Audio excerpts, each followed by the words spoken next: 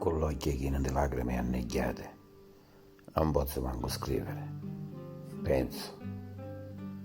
Come poteva mai pensare di occupare così? Di sentire una catena che stringe il cuore e l'anima. Lontano, magari che sei vicino. L'amore delle zie è sparato come una cedruzza. L'amore da tempesta che viene dentro, umiliato, affennuto, sciancato per troppa lontananza.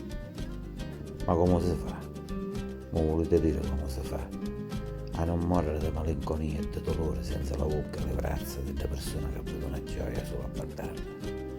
A non essere pazzi e a fare voci quando non è in mezzo alle corde che ti è restato solo chiedere.